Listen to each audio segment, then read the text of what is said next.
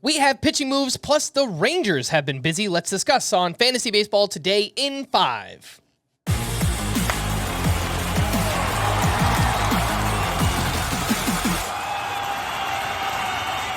Welcome into FBT in 5 on Thursday, December 26th. I am Frank Stampfl, joined by Chris Towers.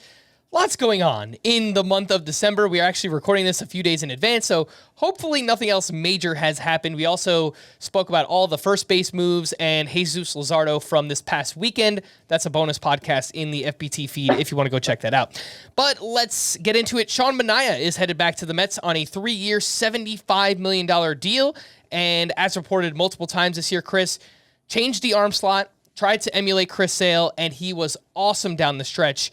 Do you expect anything close to what we saw in that second half, or kind of just the same old Sean Manaea we've seen from years past? So, when you look at Seth Lugo's 2024, I think it's pretty easy to say, yeah, he's not going to do that again.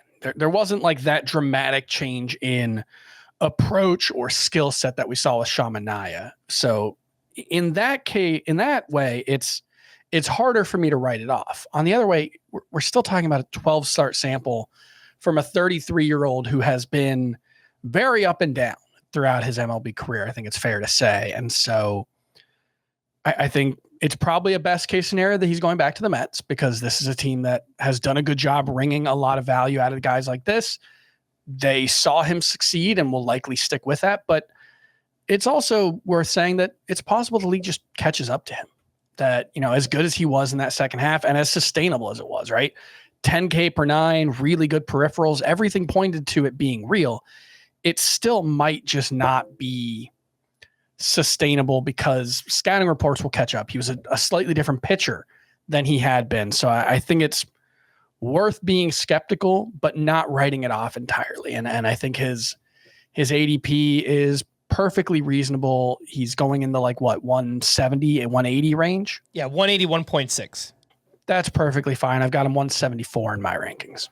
All right, let's talk about the Red Sox, who signed Walker Buehler to a 1-year, $21.05 million deal, the same exact amount as the qualifying offer, which the Dodgers opted not to give Walker Buehler, who was returning from his second Tommy John surgery, looked really bad for most of 2024, and then did some interesting things in the postseason. Chris, how much stock do you put into those moves? What do you think about this signing for the Red Sox?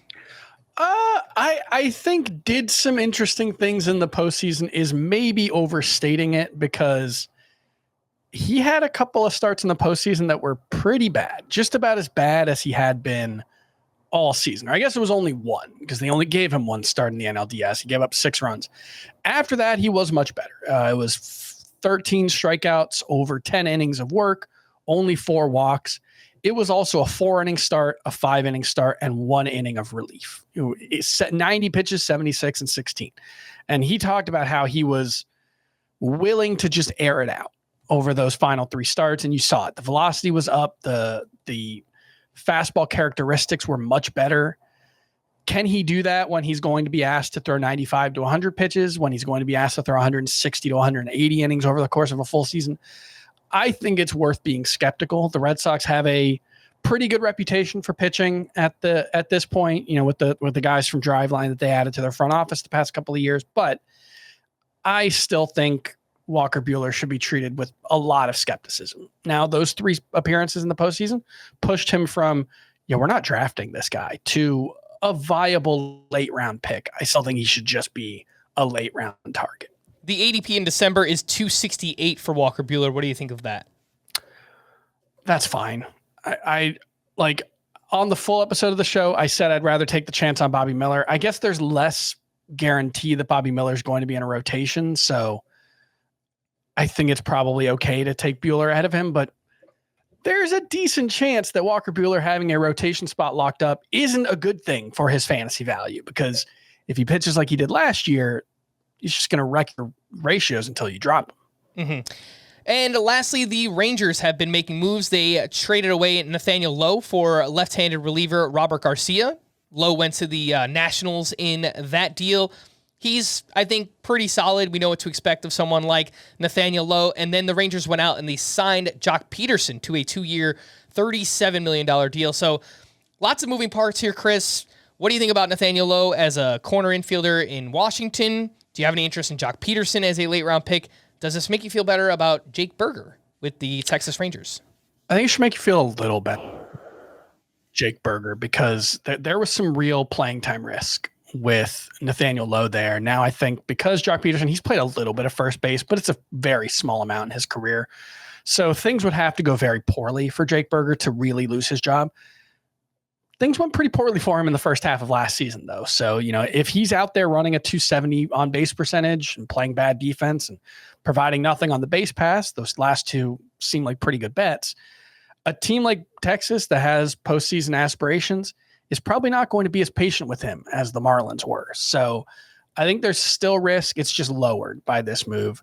And then Nathaniel Lowe and Joc Pederson, I think they're both fine. Nathaniel Lowe, probably a better fantasy option. He's a better in real life than fantasy player. I think he's a high on base percentage guy, walks a ton, but only hits about 260 every year, only hits about 18 home runs every year. The outlier being 2022 when he had 27 homers and hit 303 or 302. He hasn't come anywhere close to that in the last 2 years. I don't expect him to, but he's going to play a lot in Washington, probably going to hit third or fourth in that lineup. So there's a chance that we get an 85 RBI, 20 homer season, and Nathaniel Lowe is pretty useful. Pederson, we know what he is. He's a short side or a big side platoon bat. He's going to hit 20 plus home runs, probably going to max out at around 70 RBI. A useful player, probably more valuable in a daily lineups league where you can take him out when he's not in the lineup, but he'll be good when he's in there for sure. All right, for more extensive fantasy baseball coverage, listen to the Fantasy Baseball Today podcast on Spotify, Apple Podcasts, or anywhere else podcasts are found. Thanks for listening to Fantasy Baseball Today in 5, and we will be back again on Saturday. Bye-bye.